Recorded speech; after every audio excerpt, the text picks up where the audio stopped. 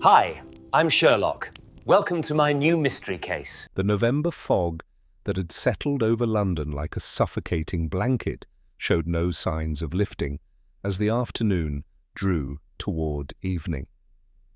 From the windows of our lodgings at 221B Baker Street, the familiar thoroughfare had taken on the appearance of some phantasmagorical realm where the gas lamps burned with sullen eyes and the very pavements seemed to weep with accumulated moisture.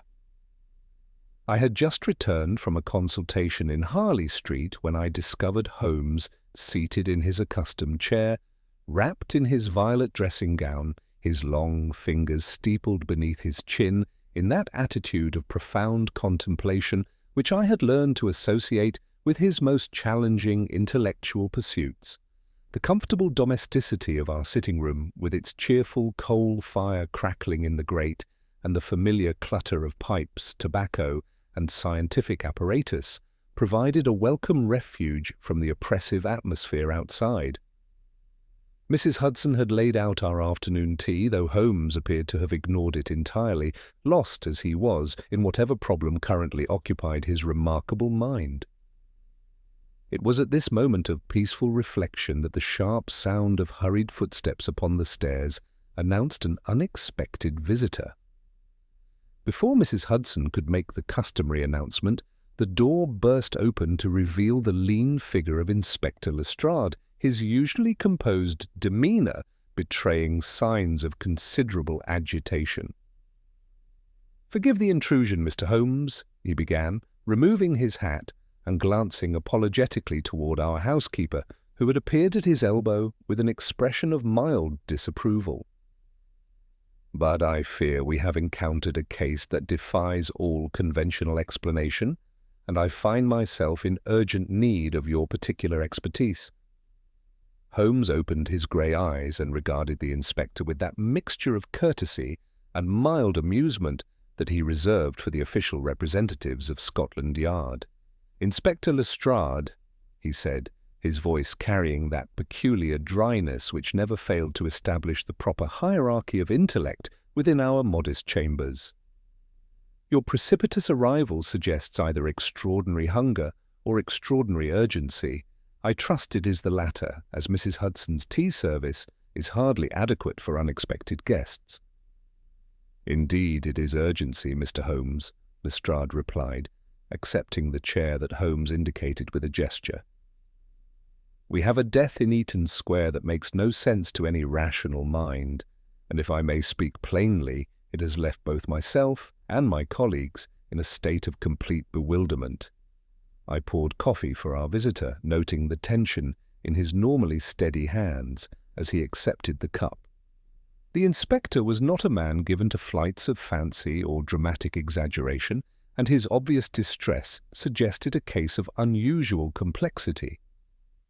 "Pray tell us the particulars," Holmes said, settling back in his chair with the air of a man preparing to be entertained. "Watson will take notes, and we shall endeavour to bring some order to whatever chaos has disturbed your professional equanimity." Lestrade drew a deep breath and began his narrative.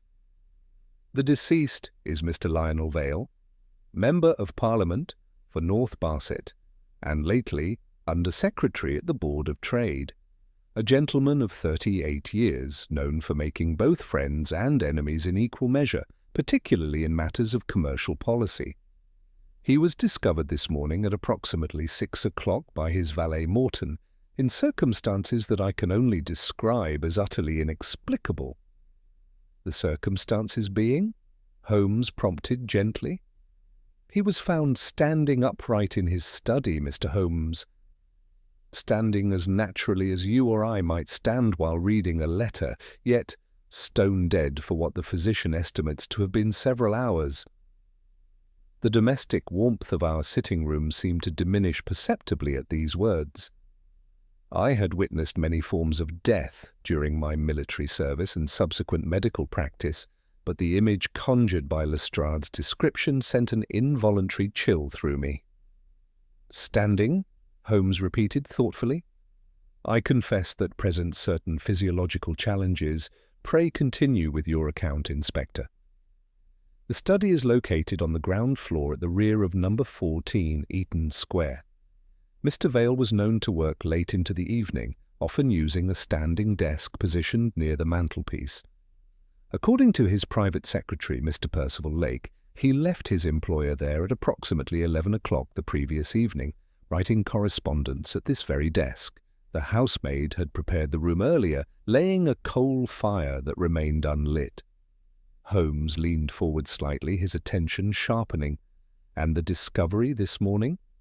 Morton, the valet, entered with the morning shaving water, as was his custom. He found Mr. Vale standing with his left hand resting upon the edge of the mantel-shelf, his right arm fallen slightly to his side, his eyes open and fixed straight ahead with an expression of perfect tranquillity. Morton spoke to him and received no response. Upon approaching closer and touching his master's shoulder, he immediately recognized the unmistakable stillness of death. "The room itself showed no signs of disturbance?" I inquired, my medical training prompting the question. "None whatsoever, Dr. Watson. Everything appeared to be in perfect order. The windows were securely bolted from within, the door was latched, and the carpet showed no indication of struggle or violence. Dr. Phelps, who was summoned before my arrival, pronounced the cause of death to be heart failure, though he admitted to being puzzled by certain aspects of the case." Holmes had begun that subtle forward lean that indicated his fullest attention. "What aspects, precisely?" "Several peculiarities, Mr. Holmes. First, while Mr. Vale stood near his writing desk, his hand rested upon the mantelpiece rather than the desk itself, as if he had turned from one to the other. Second, there was a pen upon the blotter with fresh ink, but no new writing. Third, the gas jet mounted on the wall bracket was partially open, emitting a faint hiss, though no flame burned. The housemaid swears it was properly closed when she left the room." "Most intriguing," Holmes murmured. "Was there anything else unusual about the scene?" "There was a distinct odour in the room that none of us could identify with certainty. I initially thought it resembled paint, while the footman suggested varnish. The housemaid described it as almonds, though I detected nothing of that nature myself. There was also a newly hung landscape painting above the writing chair, delivered only the previous afternoon according to the valet." Holmes's eyebrows flickered with interest.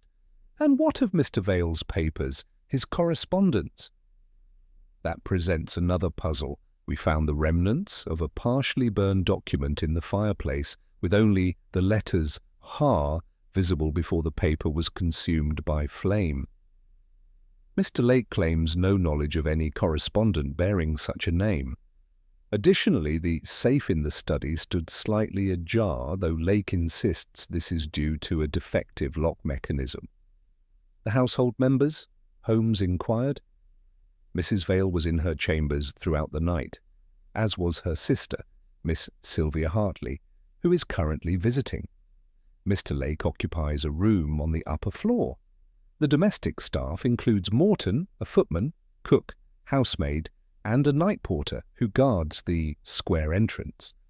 None reported hearing any disturbance. The porter specifically noted that no one entered through the main gate after 11 o'clock, and the garden entrance from the mews remains locked at night." Holmes rose from his chair and moved to the window, gazing out at the fog-shrouded street with that distant expression that indicated his mind was already at work upon the problem. "Inspector," he said at length, "you have presented us with a case that challenges both the laws of nature and the principles of criminal investigation. A man does not simply die while standing and remain upright without some form of external support or intervention." "Precisely my thoughts, Mr. Holmes. There is something fundamentally unnatural about the entire scene, something that suggests deliberate arrangement rather than natural occurrence." "Indeed." Holmes turned back to face us, his grey eyes bright with the intellectual excitement that invariably accompanied a truly challenging puzzle. Watson, I trust you have no pressing medical appointments this afternoon? Inspector Lestrade has presented us with a problem that demands immediate investigation, and I confess myself eager to examine this remarkable scene firsthand. I assured him that my schedule could accommodate whatever demands the case might make, for I had long since learned to recognize the signs that preceded our most memorable adventures. The game, as Holmes would say, was afoot, and the mystery of the gentleman who died standing promised to test even his extraordinary powers of deduction. "Excellent," Holmes said, already moving toward his coat. "Lestrade, if you would be so good as to escort us to Eaton Square, we shall endeavour to shed some light upon this most perplexing affair. For if Mr. Vale has indeed managed to defy the fundamental laws governing human mortality, he has accomplished something far more remarkable than any of his political achievements." The three of us descended into the fog-shrouded streets of London, where our hansom cab moved through the grey veil like a ship navigating treacherous waters. The familiar landmarks of Baker Street gave way to the broader thoroughfares leading toward Belgravia, each gas lamp emerging from the mist like a beacon before disappearing again into the suffocating gloom. Holmes sat opposite Lestrade and myself, his sharp profile etched against the window as he gazed out at the spectral procession of pedestrians and carriages that moved through this transformed cityscape. The silence within our cab was broken only by the rhythmic clatter of hooves upon wet cobblestones and the occasional muffled cry of a street vendor, swallowed almost immediately by the thick air.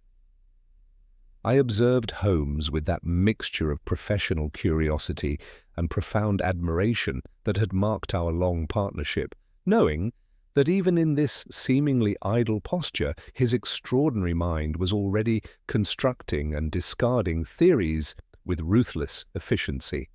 Suddenly Holmes stirred, turning his attention from the window to our companion. "Inspector," he began, his voice carrying that peculiar resonance that always commanded attention, "I observe that you have recently spent considerable time in the vicinity of the Thames docks, specifically near the Blackwall area, and that your left glove has gone missing since this morning." Lestrade started, glancing down at his bare left hand. "Confound it, Holmes! The glove must have fallen from my pocket when I alighted from the cab at Baker Street. And yes, I was indeed at Blackwall yesterday evening, investigating that smuggling operation, but how could you possibly know?" Holmes permitted himself a faint smile. "The inference is elementary, my dear Lestrade. The faint odour of tar and brackish water clings to your overcoat, despite your attempts to air it. Furthermore, that dark stain upon your right cuff is unmistakably bilge water. As for the glove, the ink stain on your right thumb tells me you have been handling documents without protection, something you would never do if both hands were properly covered." This brief display of Holmes's powers served its usual purpose, both humbling and sharpening our own faculties while reinforcing the profound trust that Lestrade, despite his occasional professional pique, placed in my friend's unique abilities.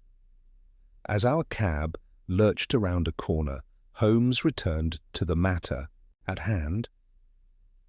"Tell me, Inspector, were there any other individuals present in the house at the time of Mr. Vale's discovery, apart from the valet Morton?" "Only the housemaid Sarah, who raised the alarm immediately after Morton's discovery," Lestrade explained. "She was preparing the morning fire in the drawing-room when Morton called for assistance. Mrs. Vale and her sister, Miss Hartley, were still in their chambers, having retired late the previous evening." "And the housemaid's position relative to the study?" Holmes pressed. "The drawing-room is directly across the hall, no more than 6 paces from the study door." "Interesting," Holmes murmured thoughtfully. "The absence of disturbance is often more telling than its presence, Inspector. A truly masterful deception frequently relies upon an appearance of absolute normalcy." Our cab finally slowed, pulling to a halt before an imposing Georgian townhouse whose elegant facade was rendered ghostly by the swirling fog. A small cluster of uniformed constables stood guard at the entrance, their figures indistinct in the gloom. The very air seemed heavier here, charged with the unspoken gravity of death and mystery. As we alighted, Lestrade led us toward the heavy oak door. "The household has been most cooperative," he informed us quietly. "Mrs. Vale particularly requested discretion, given her husband's public position. The servants have been instructed to answer all questions truthfully, though I sense considerable nervousness among them." Holmes paused at the threshold, his keen eyes already beginning their systematic examination. "The front door shows no signs of forced entry," he murmured, running his fingers along the frame with practiced efficiency. "The lock mechanism appears recently maintained. You mentioned the night porter observed no unusual activity." "Thomas Whitmore has served 15 years in that capacity. He noted Mr. Lake's arrival at 10:30, followed by Dr. Pemberton's departure after dining with the family." We were admitted by a dignified butler whose composure barely concealed his underlying distress. The interior reflected the refined taste and comfortable circumstances of a successful public man, with rich carpets and well-chosen paintings creating that subtle atmosphere of established wealth. Holmes moved through the entrance hall with his characteristic gliding step, cataloguing every detail while maintaining an appearance of casual interest. "The study, Inspector?" he inquired softly. "At the rear of the house," Lestrade replied, leading us down a corridor lined with political caricatures. "I trust the room has remained exactly as discovered?" "Absolutely undisturbed," Lestrade confirmed as we approached our destination. Holmes suddenly halted, his nostrils flaring as he drew in a careful breath. "The odour you mentioned, Inspector? I detect it even here in the corridor, though faintly. It possesses qualities that suggest a chemical rather than natural origin." The game, as Holmes would say, was truly afoot. The study door yielded to Lestrade's key with a soft click, and we stepped across the threshold into what had been Lionel Vale's private sanctuary. The chemical odour that Holmes had detected in the corridor struck us with renewed intensity, a peculiar sweetness overlaying something sharper and more resinous, as if the very air had been deliberately tainted. The room itself was elegantly appointed, with mahogany bookcases reaching toward an ornate ceiling, and a Persian carpet of deep crimson that muffled our footsteps, yet an unmistakable atmosphere of wrongness pervaded the space. Holmes paused just inside the doorway, his grey eyes beginning their systematic survey with that peculiar intensity I had learned to recognize as the prelude to his most brilliant deductions. The body had been removed to the morgue hours earlier, but white chalk marks upon the carpet revealed the precise outline of where Mr. Vale had stood, with a corresponding mark upon the marble mantelpiece indicating the position of his left hand. The deceased maintained this position for several hours after death, Holmes inquired, approaching the ghostly outline with deliberate care. "According to Dr. Phelps, rigor mortis had set in completely," Lestrade confirmed. "Most unusual, given the circumstances." Holmes knelt beside the chalk marks, producing his magnifying glass to examine the carpet fibres with minute attention. "Fascinating," he murmured, then rose and moved toward the mantelpiece itself. His long fingers traced the marble surface where Vale's hand had rested, and I observed him pause at a particular spot, his eyes narrowing with interest. "Inspector," he said quietly, "you mentioned a faint smear upon the mantel shelf. Here, beneath my glass, I detect traces of a substance that appears to be neither dust nor natural residue." He straightened, moving his attention to the gas bracket mounted upon the wall nearby. The fixture continued to emit its faint hissing sound, and Holmes examined the mechanism with practiced precision. "This valve has been deliberately tampered with," he announced with quiet certainty. The threads show fresh scratches, and observe how the dust pattern upon the burner differs from that on the surrounding metalwork. Someone has recently adjusted this fixture to allow a controlled leak. The implications sent a chill through me, for I began to perceive that we were dealing with something far more sinister than natural death. Holmes, however, showed no surprise, merely continuing his examination with relentless thoroughness. His attention shifted to the newly hung landscape painting above the writing chair, a pastoral scene in an ornate gilt frame.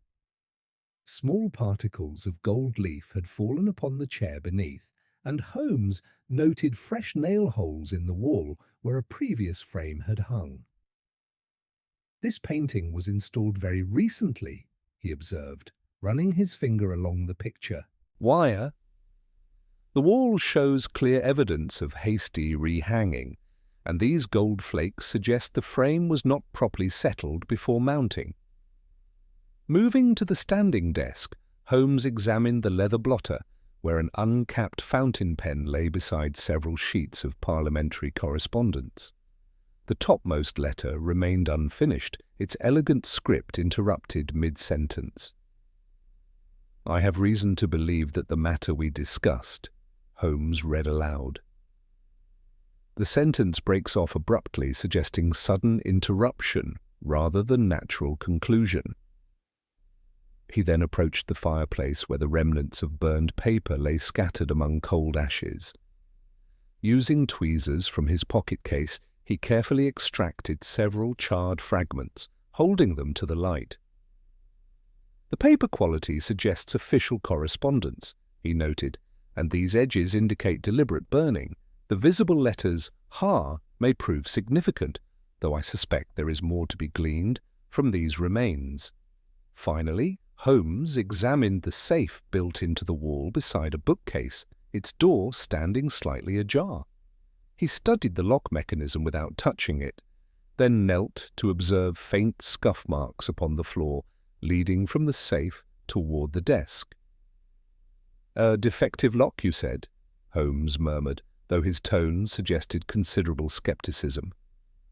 "Such defects often prove remarkably convenient for certain parties." At this moment, a dignified man with scholarly features appeared in the doorway, his narrow face betraying considerable anxiety. "Mr. Lake, I presume?" Holmes said, rising smoothly. "You were present when the painting was installed?"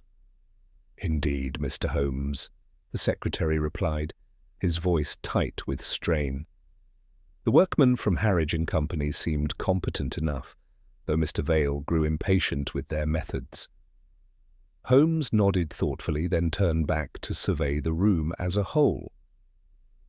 "Inspector," he said finally, "we are not dealing with natural death, but with a meticulously orchestrated performance. The question is not merely how Mr. Vale died, but why such elaborate staging was deemed necessary." Lake's obvious discomfort under Holmes's penetrating gaze suggested that our investigation was approaching more sensitive territory than the secretary had initially anticipated. Holmes, however, continued his methodical examination with characteristic persistence, moving to inspect the gas bracket more closely while maintaining his conversational tone. "The workman from Harridge and Company," Holmes continued, producing his magnifying glass to examine the brass fitting, "did they handle this gas fixture during their installation work?" "Not directly," Lake replied, though his voice carried a slight tremor. "However, the painting required precise positioning, and there was considerable maneuvering of the frame near that wall. Mr. Vale grew quite agitated when they suggested moving the bracket to accommodate the artwork." Holmes made a soft sound of interest, then knelt to examine the carpet beneath the gas jet. With his lens, he studied several minute particles that had escaped our earlier notice.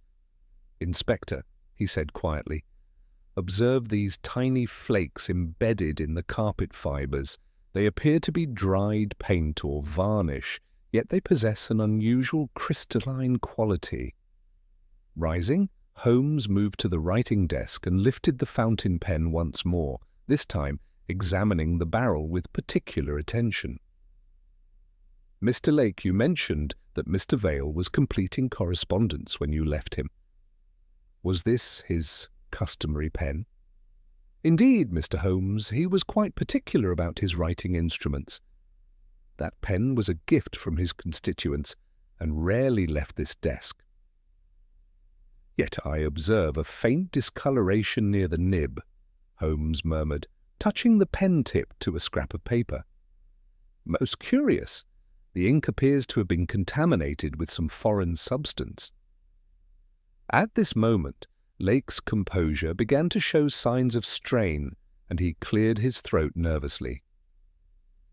"Mr. Holmes, there is perhaps another matter I should mention, though I hesitate to speak of it given its confidential nature." Lestrade stepped forward with professional interest. "Any information relevant to Mr. Vale's death must be disclosed regardless of its sensitive nature." Lake nodded reluctantly. "Yesterday evening, Mr. Vale had arranged to meet with a private investigator, a Mr. Harrison Blackwood. The appointment was scheduled for 8:30 at the Criterion restaurant." The name struck me with recognition, for Blackwood had acquired a considerable reputation for handling delicate matters involving prominent political figures. Holmes's eyebrows rose slightly, indicating that he too was familiar with the man's methods. "And did this meeting occur as planned?" Holmes inquired. "Yes, though Mr. Vale returned earlier than expected, perhaps by 10 o'clock. He seemed deeply troubled, more so than usual after his encounters with Mr. Blackwood. I heard him muttering about insurance policies and dangerous games as he entered the study." Before Holmes could respond, a soft knock upon the door announced another presence. A woman of elegant bearing but obvious distress appeared at the threshold, her refined features marked by the strain of recent events. "Forgive the intrusion," she said quietly. "I am Mrs. Vale, Inspector Lestrade. I wondered if I might speak with you regarding certain correspondence my husband had been receiving." Holmes stepped forward with courtly politeness. "Madam, please accept our condolences. I am Sherlock Holmes and this is Dr. Watson. Perhaps you could elaborate upon this correspondence?" Mrs. Vale entered the study with visible reluctance, her gaze avoiding the chalk outline upon the carpet. "My husband had been receiving threatening letters for several weeks, Mr. Holmes, anonymous communications that caused him considerable anxiety, though he refused to discuss their contents with me." "Threatening letters?" Lestrade interjected, his attention sharpening. "Why was this not reported to the authorities?" "Lionel insisted on handling the matter privately," she replied. "He believed his political position made him a natural target for such harassment, and he had engaged Mr. Blackwood to investigate their origin." Holmes absorbed this information with evident satisfaction, though I detected a subtle tightening around his eyes that suggested deeper implications. "These letters, Mrs. Vale, do any remain in your husband's possession?" "I believe he kept them in the safe," she answered, glancing toward the partially open strong box. "Though I cannot be certain, as Lionel was most secretive about his private papers." Lestrade's gaze fixed upon Lake with growing suspicion. "Mr. Lake, you have access to this study, knowledge of Mr. Vale's habits, and familiarity with his correspondence, these threatening letters, the burned documents, the convenient explanations for every irregularity we've discovered. Yet even as the inspector's theory took shape, I observed Holmes's expression growing more thoughtful rather than satisfied. The evidence pointing toward Lake seemed almost too convenient, too readily available, as if arranged for our discovery by a more calculating mind. Holmes raised a restraining hand before Lestrade could pursue his accusatory line of questioning further, his grey eyes holding that peculiar intensity that indicated the detection of some fundamental inconsistency. "Inspector, while Mr. Lake's position certainly warrants examination, I suggest we proceed with greater methodical precision. The very convenience of the evidence demands our closest scrutiny rather than our immediate acceptance."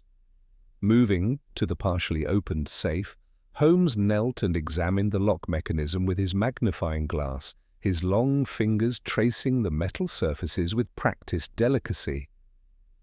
"This lock shows no signs of forced entry, yet observe these minute scratches around the dial and the fresh oil residue within the mechanism.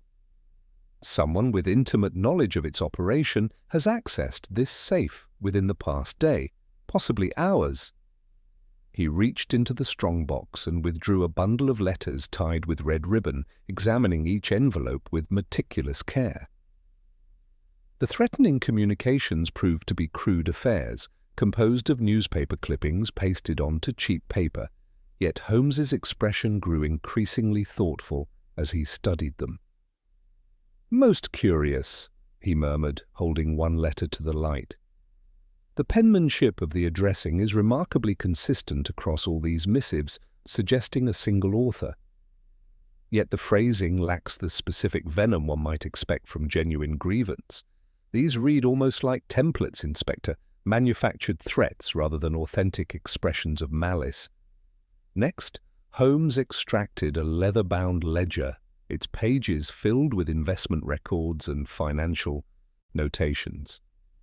A recent entry caught his attention immediately, heavily underscored in Vale's distinctive hand. "Harwich Maritime Consolidated, £4,000 subscribed."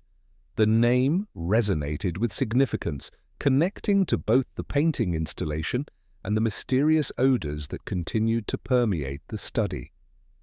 Mrs. Vale, who had been observing our examination with growing agitation, suddenly spoke.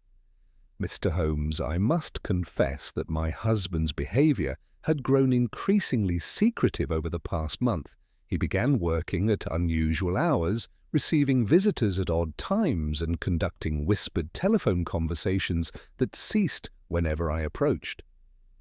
"What manner of visitors?" Holmes inquired, his attention sharpening. "Lionel asked me to research the backgrounds of several individuals," Lake interjected, his voice carrying evident distress, "including some rather unsavoury characters from his past business dealings. Most peculiarly, he seemed particularly concerned about Mr. Harrison Blackwood himself, which I found curious given that he had hired the man's services." This revelation struck me with considerable force, for it suggested that Vale's relationship with the private investigator was far more complex than a simple professional arrangement. Holmes absorbed this information with visible satisfaction, though I detected that familiar tension in his bearing that indicated the approach of some crucial insight. "Mrs. Vale," Holmes continued, "during the past week, did you observe anything unusual about the house itself or its surroundings?" "Indeed," she replied with growing recognition. "Yesterday afternoon I noticed a well-dressed gentleman watching our house from the square. He remained there for nearly an hour, making notes in a small book and paying particular attention to the rear windows, including those of Lionel's study." Holmes returned the documents to the safe with methodical precision, then moved once more to examine the gas bracket and the newly hung painting. "The evidence before us, Inspector, presents a tableau that is almost too perfect in its apparent logic. Anonymous threats, a nervous secretary with access and opportunity, a convenient mechanical failure, and a mysterious private investigator with unclear motives." He paused at the mantelpiece, running his finger along the marble surface where Vale's hand had rested. "Yet observe this faint residue, barely visible to the naked eye. It possesses qualities inconsistent with natural perspiration or ordinary contact. Someone has taken considerable pains to arrange this scene, Inspector, but perfection in deception often reveals itself through its very completeness." Lestrade frowned, clearly struggling to follow Holmes's reasoning. "Are you suggesting that Mr. Lake is innocent?" "I am suggesting," Holmes replied quietly, "that we are dealing with a mind far more calculating than circumstances initially suggested. The question is not merely who had opportunity, but who possessed both the knowledge and the means to orchestrate such an elaborate performance. Watson, I believe our investigation must expand beyond this room if we are to uncover the truth behind Mr. Vale's remarkable death." The game was growing more complex by the moment, and I sensed we were approaching revelations that would challenge our fundamental assumptions about the case. Holmes's declaration that our investigation must expand beyond the confines of the study was met with immediate action, as he requested that Lestrade summon the household staff for systematic questioning. The inspector, though clearly favouring his theory regarding Lake's guilt, recognised the wisdom in Holmes's methodical approach and dispatched a constable to gather the servants in the morning room. Morton, the valet, presented himself first, his usually composed demeanour betraying the strain of the morning's shocking discovery. Under Holmes's gentle but persistent questioning, details emerged that had been overlooked in the initial confusion following the body's discovery. "The study smelled peculiar when I entered this morning," Morton explained, wringing his hands nervously. "Not just the gas, sir, but something sweeter, almost like almonds, but sharper. And there was a strange shine on Mr. Vale's left cuff, as if he had touched something polished or varnished." Holmes leaned forward with obvious interest. "You mentioned the gas was hissing when you discovered the body. Was this unusual?" "Most unusual, sir. I always check the fixtures before retiring, and I'm certain it was properly closed last night. Someone had tampered with it, of that I'm sure." The housemaid Sarah was summoned next, her nervous curtsy barely concealing her obvious distress. Her testimony proved even more illuminating, particularly regarding the events of the previous afternoon. "I cleaned the study yesterday evening, as always," she began, her voice trembling slightly. "Swept the carpet, laid the coal, and wiped down the mantelpiece. The gas jet was properly closed, just as Mr. Vale insisted it should be. But after those men came with the painting, there was a terrible smell in the room." "The men from Harridge and Company?" Holmes inquired, his grey eyes sharpening with interest. "Yes, sir. They made quite a commotion arguing about where the painting should hang. One wanted it higher, the other lower, and they seemed most particular about the exact position. Mr. Vale grew quite impatient with their methods and finally settled the matter himself." Holmes exchanged a meaningful glance with me, for we both recognized the significance of such precise positioning. "This odour you mentioned, Sarah? Can you describe it more specifically?" "Like varnish, sir, but with a sweet undertone that made my head feel queer. I found a cloth they'd left behind, stiff with some dried substance, and cook wouldn't have it in the house. I disposed of it in the ash bin by the Mews gate." We immediately accompanied Sarah to the rear yard, where Holmes, using a handkerchief from his pocket, carefully extracted the discarded cloth from among the refuse. The fabric was indeed stiff, with some crystalline residue that caught the weak afternoon light. Holmes sealed it in an envelope with characteristic precision, then turned his attention to the study window above. With his magnifying glass he examined the lower window sash, discovering a faint dusting of the same pale crystals that we had observed on the study carpet. When touched with a moistened glass rod, they dissolved instantly, leaving no trace. "Most illuminating," Holmes murmured, making careful notes in his pocketbook. "Inspector, I believe we should examine any documentation related to the painting installation." Mrs. Vale, who had been observing our investigation with growing anxiety, produced a folded invoice from a side-table drawer. The document bore the elegant letterhead of Harridge and Company, Art Furnishers, Pall Mall, with a penciled notation in the corner bearing the initials HB and the words "delivered as directed." Lestrade's eyes immediately fixed upon the initials. "Harrison Blackwood," he declared with obvious satisfaction. The private investigator had the painting delivered under his direction. Holmes folded the invoice carefully, though his expression remained thoughtfully skeptical. "Possibly, Inspector, though we must not allow the alphabet to hurry our conclusions. These initials might belong to any number of individuals associated with the firm." Returning to the study, Holmes conducted one final examination of the gas bracket, this time paying particular attention to the wall surrounding the fixture. With his lens, he traced what appeared to be a nearly invisible line along the wallpaper, revealing a carefully concealed modification that had escaped our earlier notice. "Observe this minute channel," he announced quietly, leading from the gas line toward the area where Mr. Vale customarily stood. The installation of the painting would have provided perfect concealment for such delicate work, while the controlled release of gas through this hidden passage would create a localized atmosphere of considerable toxicity. The mechanism was becoming clearer, yet the identity of its architect remained tantalizingly elusive.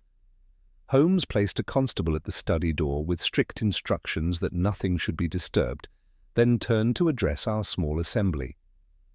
"The evidence before us reveals a crime of remarkable sophistication," he declared, his voice carrying that quiet authority that commanded absolute attention. "Someone with intimate knowledge of this household, access to specialized materials, and considerable technical skill has orchestrated Mr. Vale's death with meticulous precision. Our next inquiry must focus upon the establishment of Harridge and Company, for I suspect their services extend considerably beyond the mere hanging of landscape paintings." As we prepared to depart, Holmes cast one final glance around the study, his keen eyes moving from the gas bracket to the painting, to the precise spot where Vale had died standing. "The sequence, Watson," he murmured, as we stepped into the fog-shrouded street. "We must now learn the complete sequence and identify the mastermind who conceived this elaborate performance."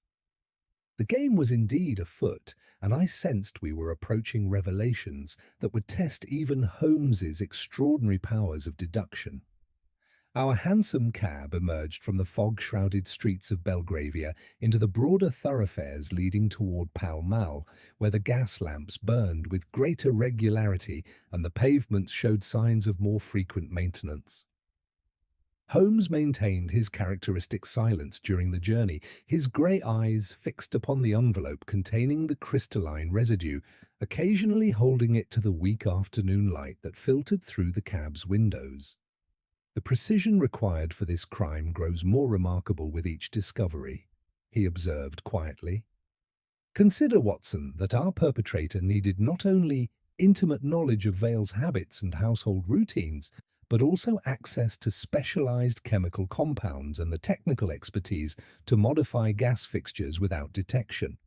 Such a combination suggests either extensive professional training or considerable experience in similar enterprises." Lestrade shifted uncomfortably, clearly reluctant to abandon his theory regarding Lake's guilt. "Surely, Mr. Holmes, the secretary remains our most logical suspect. His access to the study, his knowledge of Vale's correspondence, his obvious nervousness under questioning. Indeed, Inspector Lake possesses several incriminating characteristics," Holmes conceded thoughtfully. "Yet consider this fundamental inconsistency. If Lake intended murder, why arrange such an elaborate performance? A simple dose of prussic acid in Vale's evening brandy would have achieved the same result with infinitely less complexity and risk of discovery. Our destination proved to be an establishment of considerable elegance, occupying the ground floor of a distinguished Georgian building whose brass nameplate gleamed despite the oppressive atmosphere. Harridge and Company, art furnishers, presented windows filled with carefully arranged paintings and decorative objects that spoke of refined taste and substantial prosperity. Holmes approached the entrance with characteristic purposefulness, though I observed him pause to examine the door frame with his magnifying glass. "Recent disturbance of the lock mechanism," he murmured quietly. "Someone has been most anxious to gain entry, and recently."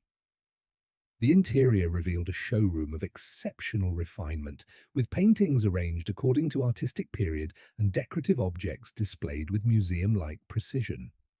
A distinguished gentleman with silver hair and penetrating blue eyes emerged from the rear office, his bearing suggesting both commercial success and careful attention to propriety. "Gentlemen, I am Mr. Alistair Finch, Senior Installations Manager," he announced with practiced courtesy. "How may I assist you this afternoon?" Holmes produced his card with a slight bow. "Mr. Sherlock Holmes, and this is Dr. Watson and Inspector Lestrade. We are investigating the circumstances surrounding Mr. Lionel Vale's death and understand that your establishment recently provided services to his household." Finch's expression immediately grew more guarded, though he maintained his professional composure. "Indeed, we delivered and installed a landscape painting yesterday afternoon. A routine commission, though I confess the client proved rather particular about the precise positioning and installation methods." "The arrangements being made through an intermediary?" Holmes inquired, his tone carefully neutral. "Precisely, a Mr. Harrison Blackwood, who has been a valued client for several years. He provided detailed specifications regarding the exact height and angle for hanging the work, along with rather unusual requests for specialized installation procedures." Holmes examined several paintings displayed nearby, paying particular attention to their mounting hardware and wall brackets. "These specialized procedures, Mr. Finch, would they require modification of existing fixtures or wall surfaces?" "In this particular case, yes. Mr. Blackwood insisted upon precise alignment with the existing gas bracket, claiming the client demanded perfect symmetry. Our workmen found the requirement somewhat challenging given the proximity of the gas line." Moving toward the rear of the showroom, Holmes discovered a small workshop area where frames were prepared and mounting hardware assembled. Several bottles of chemical compounds lined the shelves, including one whose label immediately captured his attention. "Crystalline fixative solution, concentrated formula."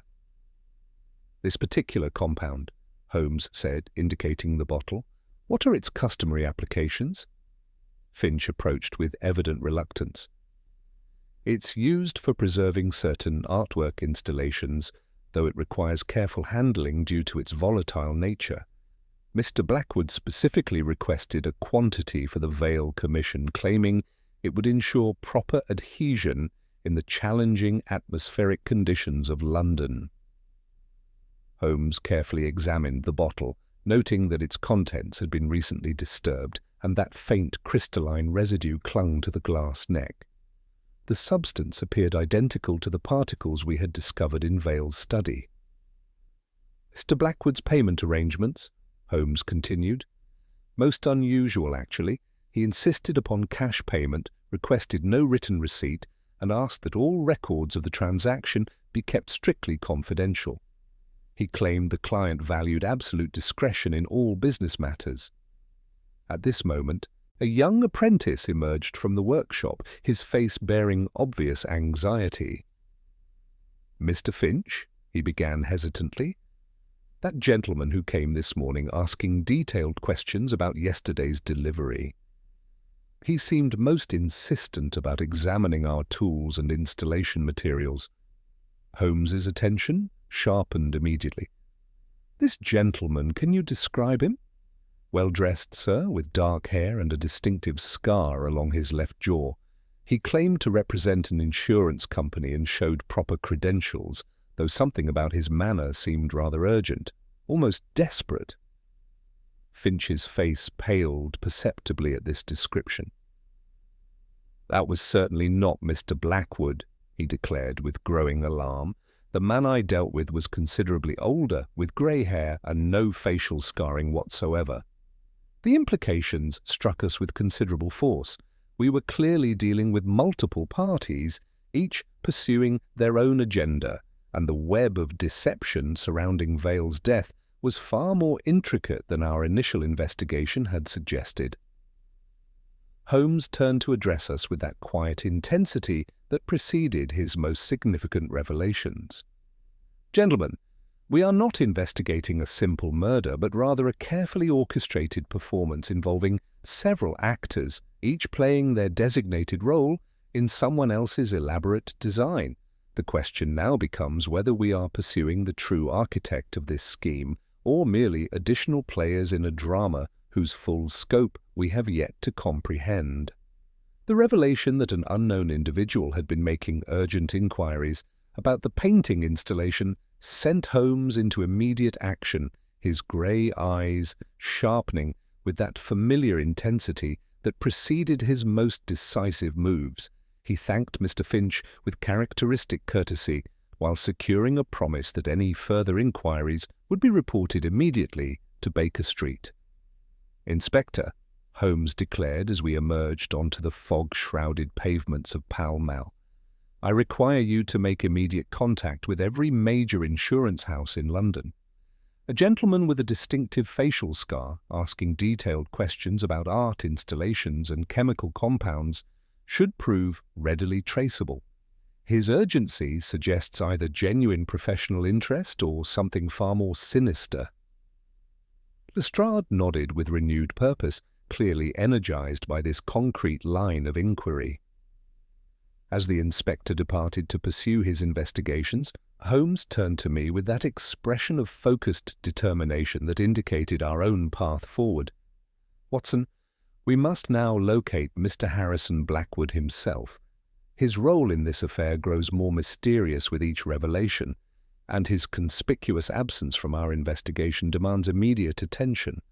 A man who arranges elaborate art installations with such specific requirements, yet maintains complete anonymity, possesses knowledge that could illuminate this entire puzzle." Our hansom cab carried us through the thickening afternoon fog toward Bloomsbury, where Blackwood maintained his professional offices according to the directory Holmes consulted. During the journey, my friend maintained that contemplative silence which invariably preceded his most significant insights. "Consider, Watson," he said finally, "the extraordinary precision required for this crime. Someone possessed not only intimate knowledge of Vale's habits and household routines, but also access to specialized equipment, chemical compounds, and the technical expertise to modify gas fixtures without detection. Such capabilities suggest either extensive professional training or considerable experience in similar enterprises." The building housing Blackwood's offices proved to be a respectable establishment in a quiet square, its brass nameplate gleaming despite the oppressive atmosphere. However, our inquiry at the porter's desk yielded disturbing information. Mr. Blackwood had departed early that morning with obvious haste, carrying only a small valise and leaving no forwarding address. "Most unusual," the porter confided, clearly troubled by the morning's events. "Mr. Blackwood has maintained regular hours for 3 years, yet today he arrived before dawn, spent less than an hour gathering papers, and departed without his customary courtesy to the staff."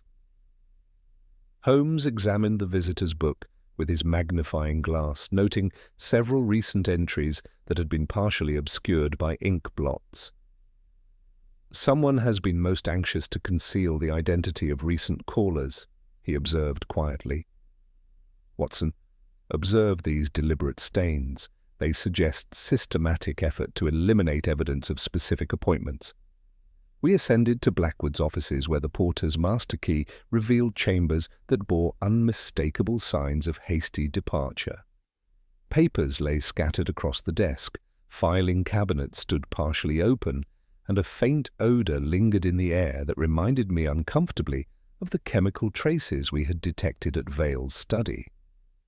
Holmes moved through the rooms with systematic precision, examining discarded documents and testing surfaces with his chemical apparatus. In a wastebasket, he discovered several torn fragments of correspondence, which he carefully collected in an envelope.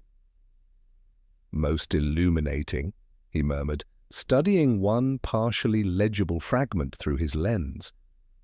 This appears to be part of a threatening communication, yet the paper quality and typeface suggest professional rather than amateur composition. Someone has been manufacturing evidence, Watson, creating a trail of false clues designed to mislead our investigation. A thorough examination of Blackwood's desk revealed a hidden compartment containing a small bottle of clear liquid and several sheets of specialized paper bearing watermarks I did not recognize. Holmes sealed these items carefully, though he offered no immediate explanation of their significance. "The pattern becomes clearer," Holmes declared as we prepared to depart. "We are not dealing with a simple murder, but with an elaborate performance designed to obscure the true motives and identity of its architect. Vale's death was merely the opening act in a drama whose subsequent scenes are still unfolding." As our cab carried us back through the fog-shrouded streets, Holmes sat in profound contemplation, occasionally consulting his pocket notebook and making brief annotations. The evidence we had gathered painted a picture of conspiracy and deception that extended far beyond the boundaries of a single household in Eaton Square. "Inspector Lestrade will pursue his inquiries regarding the mysterious gentleman with the scar," Holmes said finally. "While we must now consider our next approach with extreme caution, someone has invested considerable time and resources in orchestrating these events, and they will not hesitate to eliminate anyone who threatens to expose their design."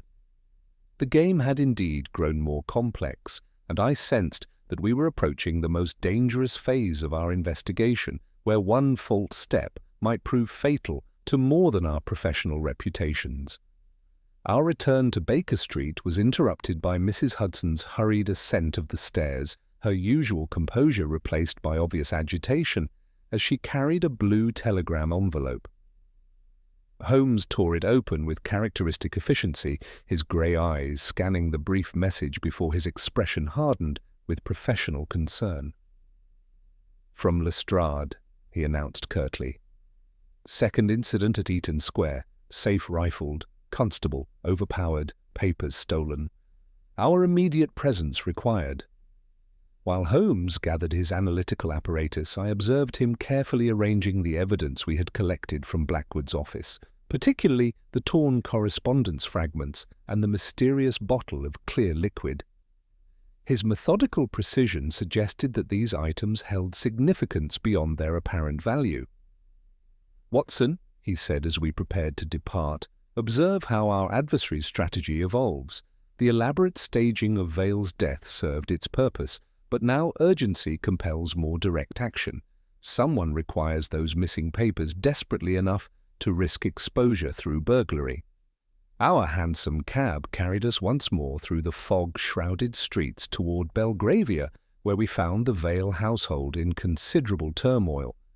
Lestrade met us in the entrance hall, his professional composure barely concealing his frustration with these escalating developments. The constable posted at the rear entrance was lured away by a disturbance in the garden, Lestrade explained as we proceeded toward the study.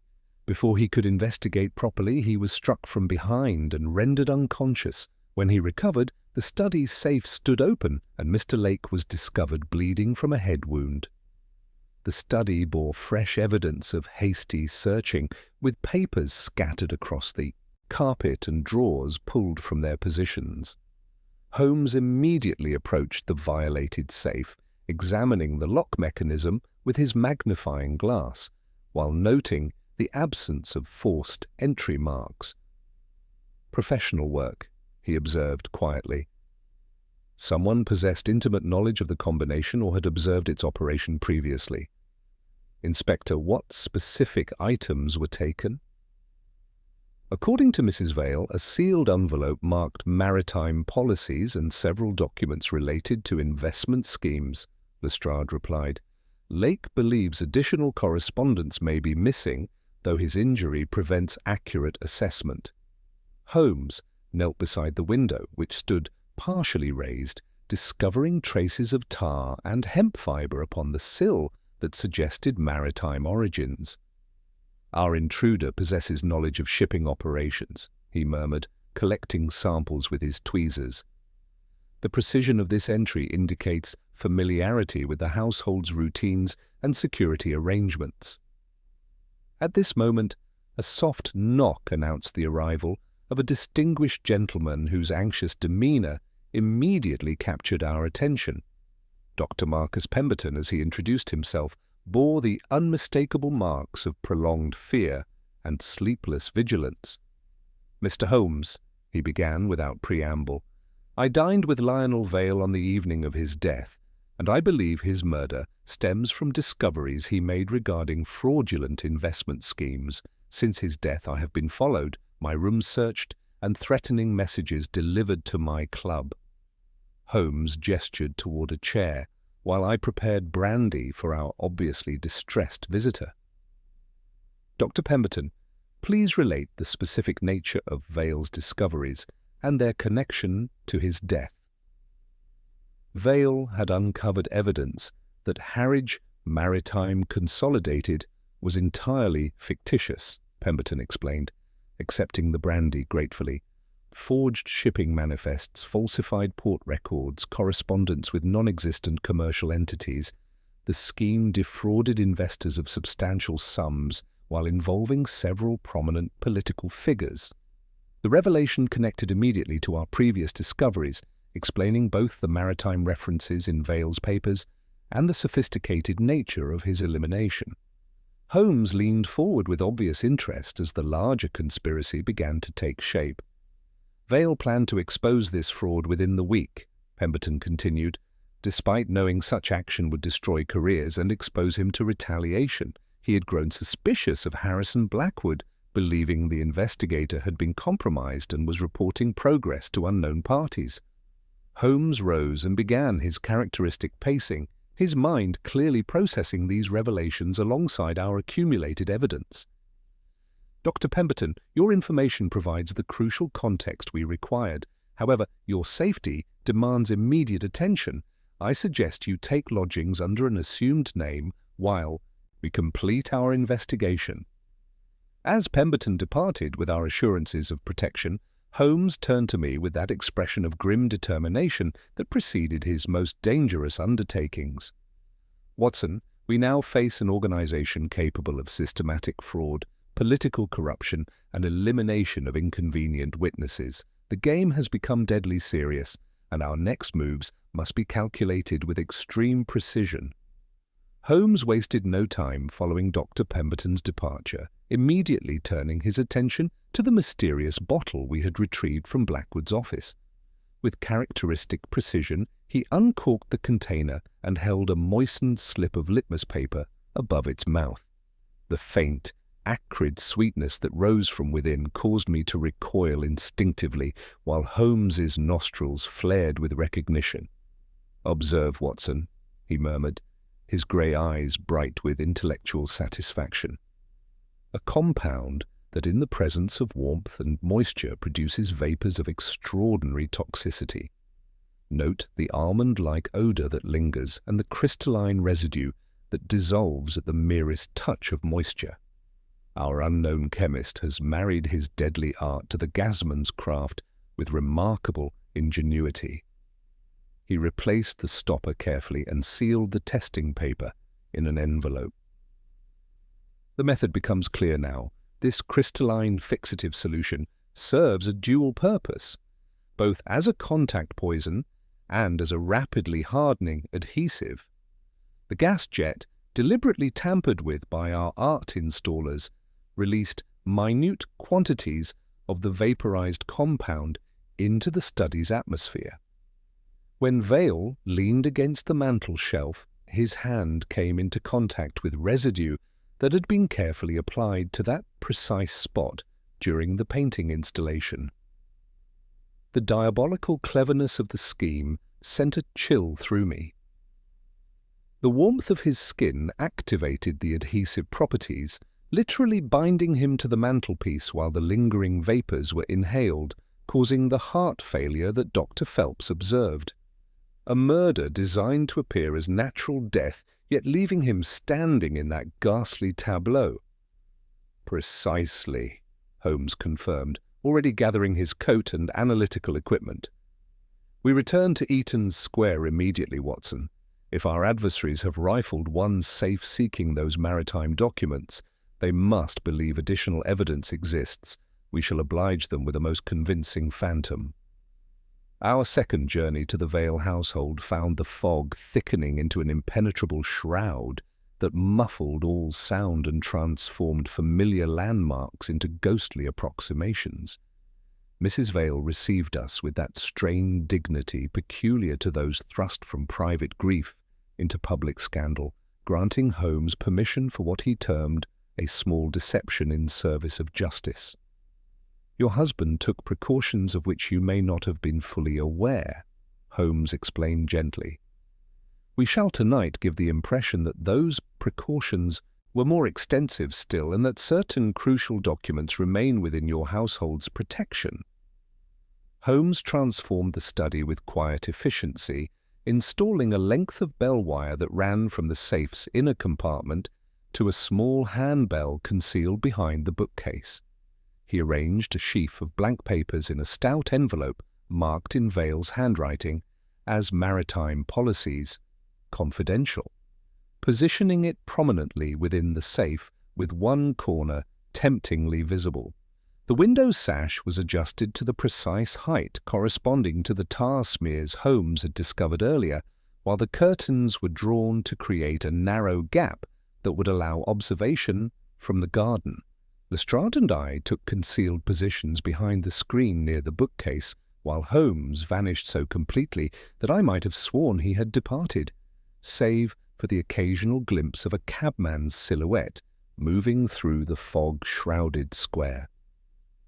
The vigil that followed tested our patience severely, with only the settling sounds of the old house and the distant toll of church bells marking the passage of time. My revolver rested cold against my palm as we waited in the suffocating darkness, every sense straining for the first indication of our trap's success. The intrusion, when it came, was executed with professional precision. A faint scrape at the window sash, the tiniest disturbance of the curtain, then a shadow flowing into the study with cat-like stealth.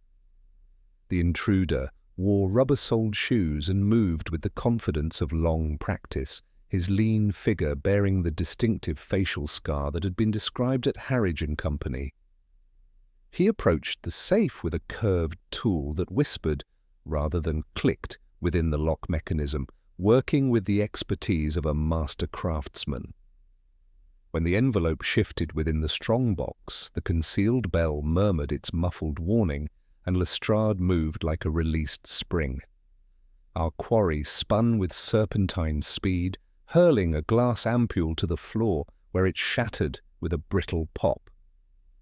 The sweet, choking vapour that rushed forth threatened to overwhelm us, but Holmes had anticipated this final gambit, appearing at the window like a spirit conjured from the fog while thrusting wet cloths into our hands. "Not this time," Holmes said softly, his walking stick descending upon the man's wrist with precision that sent a second ampule skittering harmlessly beneath the desk. The struggle was brief but decisive, ending with our prisoner securely bound and his weapons confiscated. The captive glared with sullen ferocity, refusing to provide his name until Holmes supplied it with characteristic certainty. Mr. Jago Merton, late of Wapping, formerly associated with a salvage company whose operations extended to manifests and customs seals. The scar serves as adequate identification, though your reputation preceded you. Lestrade's search revealed a card bearing crucial information. Harrington's Wharf, Lower Wapping, tomorrow midnight. Along with those familiar initials that had haunted our investigation, H.B. Holmes examined the card without triumph. Our alphabetic phantom reveals himself once more, Watson. Harrison Blackwood for the respectable, Harridge & Company for the commercial, Harrington's for the maritime ventures, a remarkably versatile identity for our criminal mastermind. Merton's silence held until Holmes produced a peculiar brass key from the man's pocket, its surface scored with diagonal grooves. The prisoner's eyes flickered with recognition before he laughed harshly. "You've missed the real game," he rasped. "This was never about papers or evidence. It's about people, and you're too late to save them." Holmes's hand closed upon my sleeve with sudden urgency. "We are in time, Watson, but only just. Inspector, secure our prisoner and place surveillance upon Harrington's Wharf immediately. The final act of this drama approaches, and I fear our adversaries have prepared a conclusion that will test our abilities to their utmost limits." The fog seemed to thicken around us as we prepared for what promised to be the most dangerous phase of our investigation, where the true architect of this elaborate conspiracy would finally be revealed. The Thames lay like molten pewter beneath the lifting fog as we approached Harrington's Wharf, where the final act of our extraordinary drama awaited its players. The gas lamps along the waterfront cast wavering pools of yellow light upon the wet planking, while the eternal sound of water lapping against the pilings provided a rhythmic undertone to our cautious approach. Holmes had positioned Lestrade's constables at strategic points throughout the wharf, yet maintained that peculiar air of confident expectation that marked his most successful operations. The warehouse, bearing the weathered sign of Harrington's Maritime, stood partially open, revealing a thread of lamplight that beckoned us forward through the dissipating mist. Holmes produced the brass key we had taken from Merton, examining its distinctive diagonal grooves one final time before approaching the heavy timber door. "Watson," he murmured as we took our positions, "observe how our adversary has chosen his stage with characteristic attention to symbolism. The river that was to wash away his evidence now becomes the scene of his final performance." At the stroke of midnight, footsteps echoed across the wharf's wooden planking, and a familiar figure emerged from the shadows with confident strides. Harrison Blackwood approached the warehouse with the bearing of a man accustomed to command, his iron-grey hair catching the lamplight as he produced an identical brass key from his waistcoat. Holmes raised his hand in the pre-arranged signal, and we moved with silent precision to surround the building. Yet, as Blackwood entered the warehouse, his voice rang out with cold authority that demonstrated his awareness of our presence. "Mr. Sherlock Holmes, your reputation for punctuality serves you well. Please enter, though I fear you arrived too late to prevent the final resolution of our little drama." Holmes stepped through the doorway with that fearless composure that had marked our most dangerous adventures, while I followed despite his gesture of restraint. The warehouse interior revealed the full scope of the conspiracy that had begun with Vale's remarkable death. Forged shipping documents covered makeshift tables, while crates bearing false maritime labels contained bottles of the crystalline compound that had proved so effective in the study of Eaton Square. Near a hurricane lamp set upon a packing crate stood Percival Lake, his scholarly features now marked by desperate anxiety rather than professional composure. His presence confirmed Holmes's suspicions about the secretary's role in the elaborate scheme, though the full extent of his involvement remained to be revealed. "You have been most persistent, Mr. Holmes," Blackwood observed with genuine admiration, gesturing toward the evidence of his maritime fraud. "Though your investigation has merely confirmed the effectiveness of methods perfected over many years of practice." Holmes began his characteristic circuit of the warehouse interior, his grey eyes cataloguing every detail while maintaining an appearance of casual interest. "Your scheme possessed considerable elegance, Mr. Blackwood. The fraudulent investment company provided both motive and funding, while your legitimate investigative practice offered perfect access to potential victims. Yet you made several crucial errors." Blackwood's composure flickered slightly as Holmes continued his methodical revelation. The initials HB appeared with suspicious frequency throughout our investigation. Harrison Blackwood for your professional identity, Harridge and Company for your commercial ventures, and Harrington's Wharf for your maritime operations. Such consistency suggested either remarkable coincidence or systematic planning by a single organizing intelligence. Moving to examine the bottles of crystalline compound, Holmes produced his magnifying glass to study their contents. Furthermore, the specialized fixative solution required considerable chemical expertise to manufacture. The formula bears distinctive characteristics of compounds developed for maritime preservation, yet adapted for far more sinister purposes.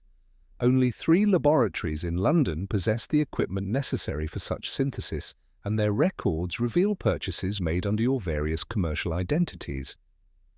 Lake's obvious distress under Holmes's penetrating analysis suggested that the secretary's role had been more complex than simple complicity. Holmes turned his attention to the young man with characteristic perception. "Mr. Lake, your nervousness throughout our investigation stemmed not from guilt, but from knowledge of your employer's danger and your own powerlessness to prevent it. You discovered Mr. Blackwood's true nature too late to save Mr. Vale, yet your attempts to gather evidence placed you in considerable peril." The revelation struck Blackwood with visible force, for he had clearly believed his manipulation of Lake undetected. Holmes pressed his advantage with relentless logic, moving to a leather case that lay open upon the table. "This case contains the tools of your trade, Mr. Blackwood, brass plates engraved with phantom shipping companies, customs stamps, port authority seals, and the chemical compounds that enabled Vale's murder. Your impersonation of a legitimate investigator provided perfect cover for approaching victims, while your genuine skills made the deception nearly undetectable." Blackwood's hand moved toward his coat pocket, but Holmes was faster, his walking stick striking with precision that sent a glass ampule spinning harmlessly across the warehouse floor. Lestrade's constables rushed through the entrance as our adversary realized the futility of further resistance. "The maritime fraud provided your initial capital," Holmes continued as the handcuffs clicked shut, "but murder became necessary when Vale's parliamentary position threatened to expose the entire scheme. Your artistic sensibilities suggested the elaborate staging that would disguise the crime as natural death, while your chemical knowledge provided the means." As Holmes explained the complete sequence of events, the full diabolical cleverness of the scheme became apparent. The crystalline fixative had served dual purposes, both as a contact poison and as a rapidly hardening adhesive that literally bound Vale to the mantelpiece, while the doctored gas jet released vapors that caused the heart failure Dr. Phelps had observed. "You arranged the painting installation to provide cover for tampering with the gas fixture," Holmes concluded. "While the threatening letters and burned documents were designed to create false trails for any investigation, Lake's obvious nervousness made him a perfect suspect, while your own reputation as an investigator placed you above suspicion." As dawn broke over the Thames, revealing London's familiar landscape sharp and clear in the growing daylight, Holmes and I walked slowly back toward our waiting cab. The fog had finally lifted completely, leaving the city washed clean in pale morning light. "A most instructive case, Watson," Holmes observed, settling back against the leather cushions with evident satisfaction. The intersection of legitimate business and criminal enterprise produced a puzzle worthy of our attention, though I confess some regret that such elaborate planning was devoted to mere financial gain rather than intellectual challenge. I reflected upon the extraordinary sequence of events that had begun with a gentleman found dead while standing and concluded with the exposure of a conspiracy involving fraudulent investments, chemical murder, and systematic impersonation. The case would undoubtedly rank among our most memorable adventures, demonstrating once again that the most innocent appearances could conceal the most elaborate deceptions. The criminal mind, Holmes mused, as our cab carried us through the awakening streets of London, possesses infinite capacity for innovation, yet invariably betrays itself through the very complexity that its practitioners mistake for cleverness. Blackwood created a masterpiece of deception, yet his need for systematic organization ultimately provided the pattern that ensured his downfall. As we approached Baker Street, where Mrs. Hudson's breakfast awaited and the comfortable domesticity of our lodgings promised respite from the night's adventures, I knew that the case of the gentleman who died standing would join that distinguished catalogue of investigations that continued to establish my friend's reputation as England's greatest consulting detective. The game, as Holmes would say, had been played to its ultimate conclusion, and justice had once again prevailed through the application of pure reasoning to the most perplexing of human mysteries.